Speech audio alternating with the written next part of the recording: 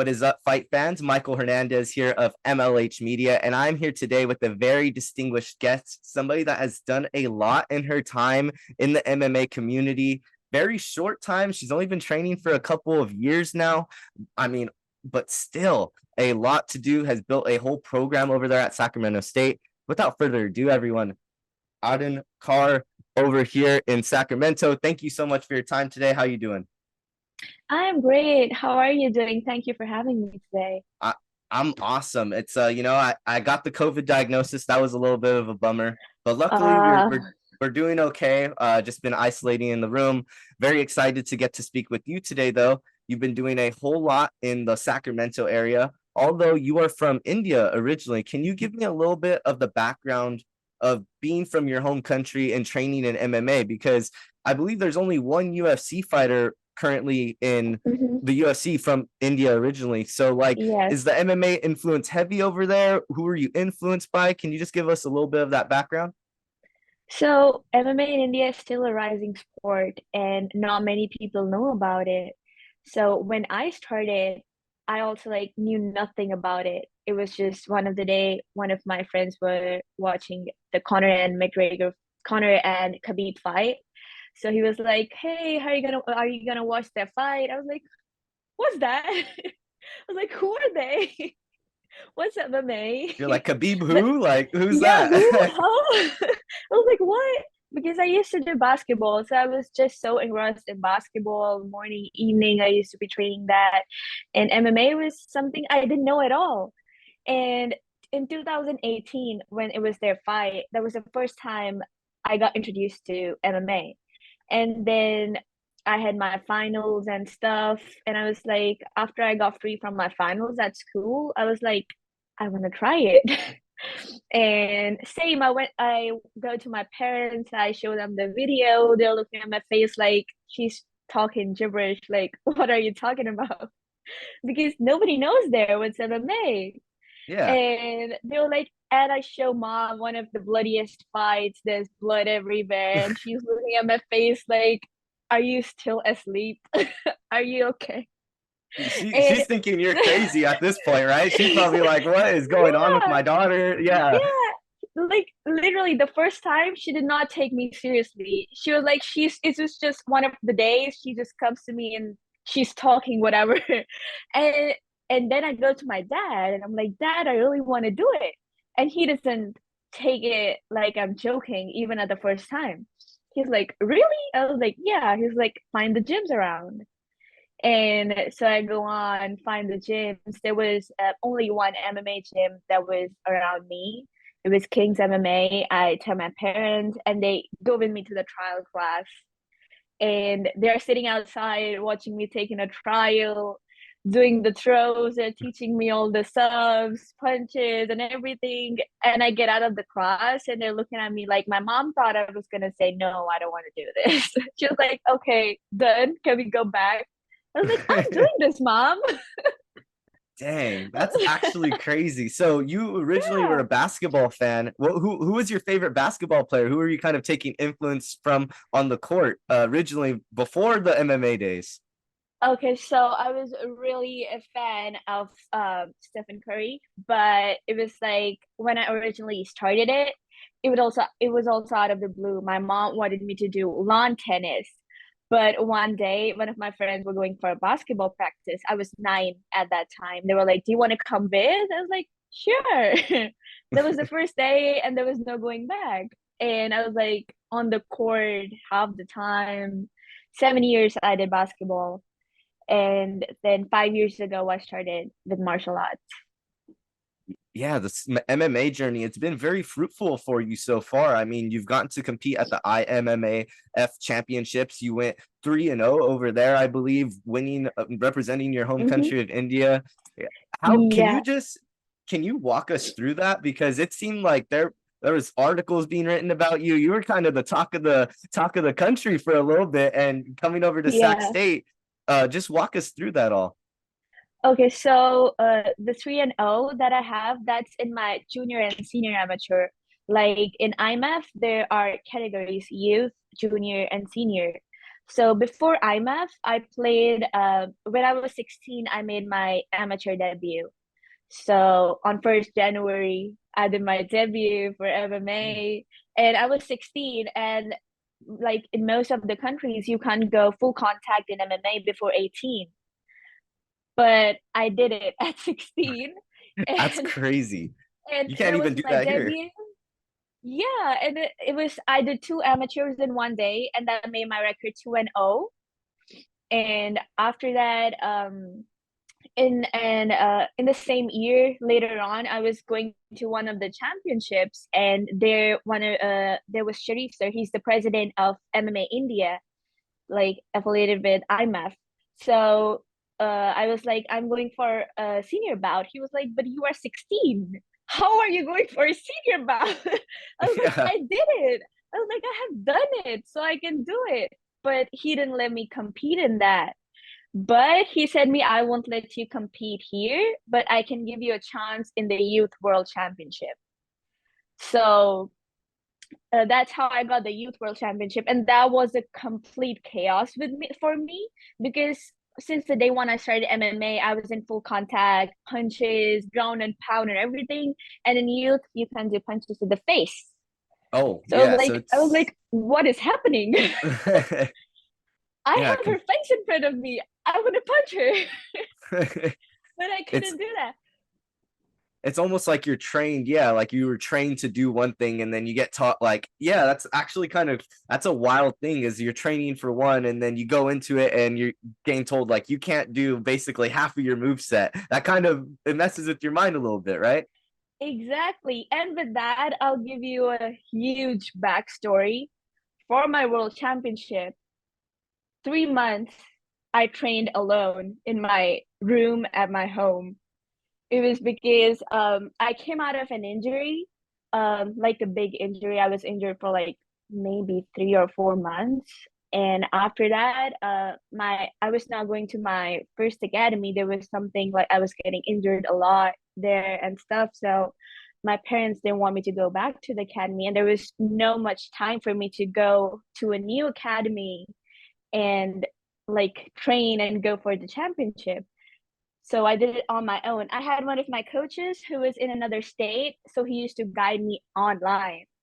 Oh, And wow. I was in the room playing with the big tires of the trucks, and I had like the Indian mace, and I had weights. I had a big punching bag. Yet I was morning until evening, like I was training 7 to 8 hours a day alone before my youth world championship. And it paid off. I mean, you Like obviously went over I there. I didn't I didn't win a like any medal there because in the youth I did not win there, but I won one of the matches which was against USA. So I won about against USA, but there was like a round robin system, and because the other girl she submitted in her fight before I did in my fight, so she was selected for the further round.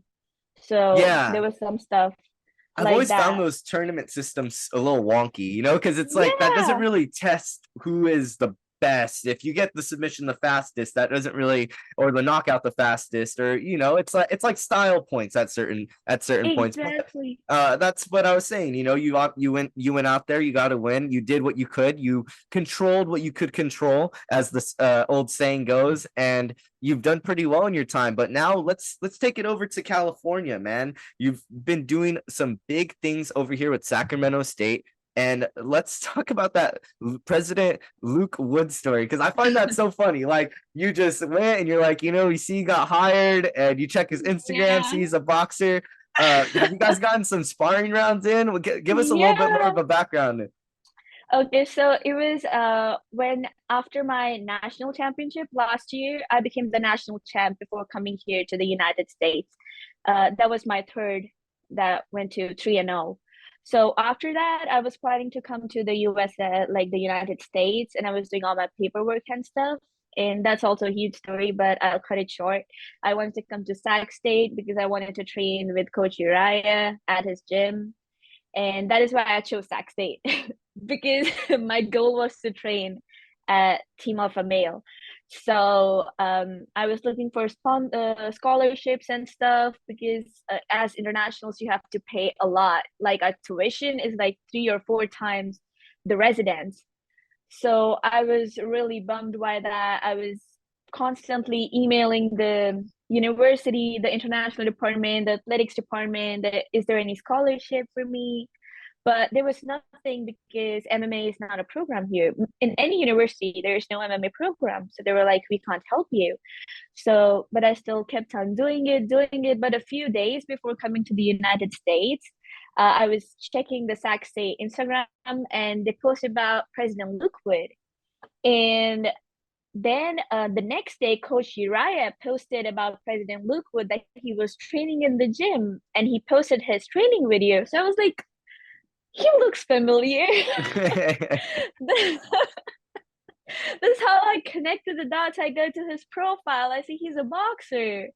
And I text him that I'm coming, blah, blah, blah. And I'm looking for scholarships and there's nothing. I've been trying for a long time.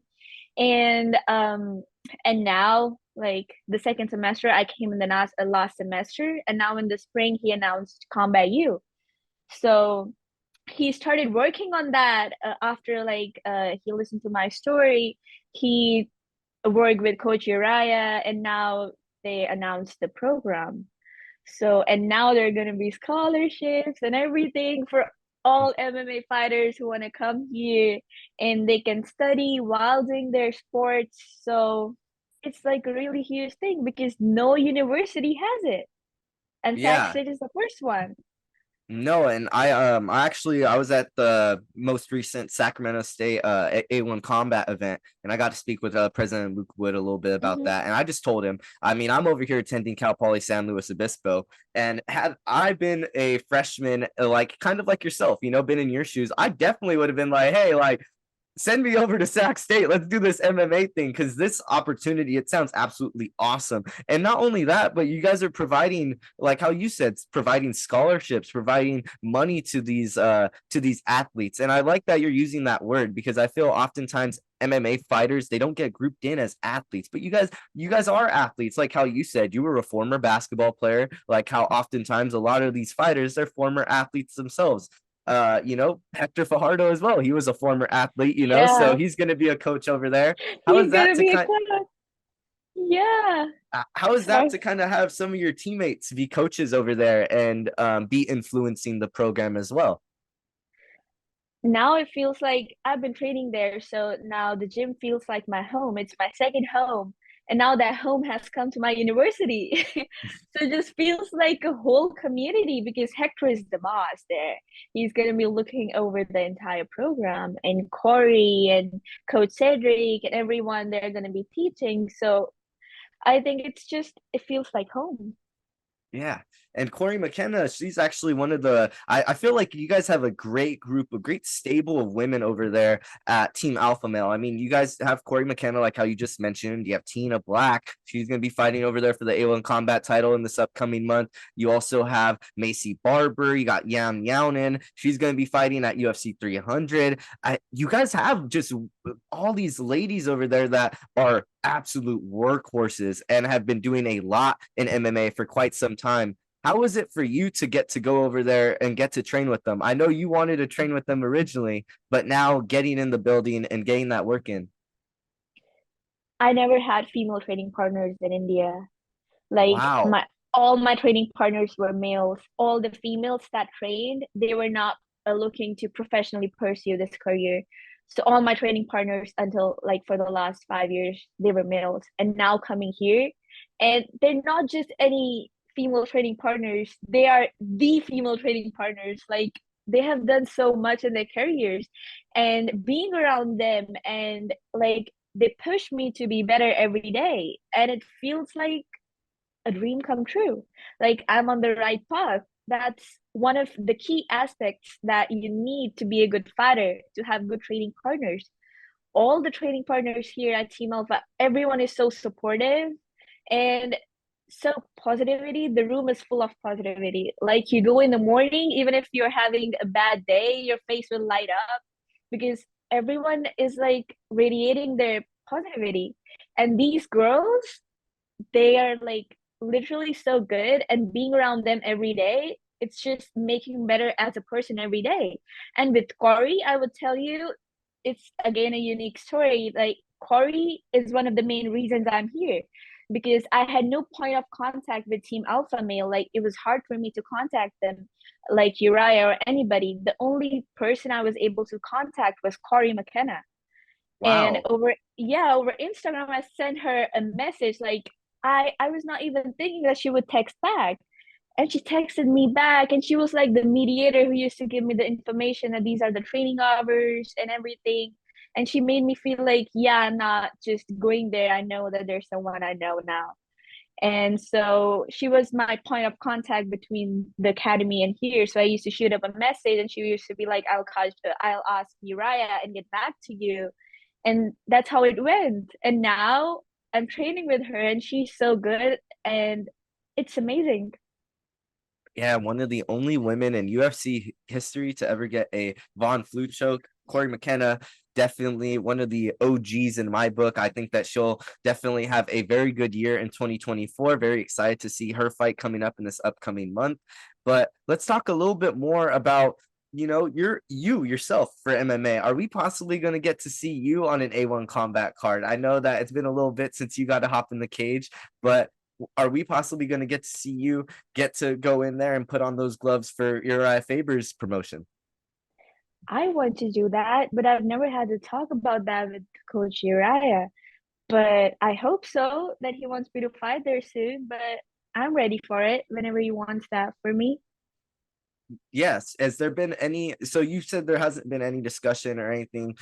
Like, has there been a kind of timetable for you when you want to get in the cage? Like, I know you are obviously very busy with school. Hmm. You've been bouncing a lot on your plate with the combat university stuff. But is there a chance that you want to be able to hop in the cage at any point in the coming months or in the coming years? Right now, I want to stick to amateurs for some time, and I'll be doing Asian Championship in June for sure.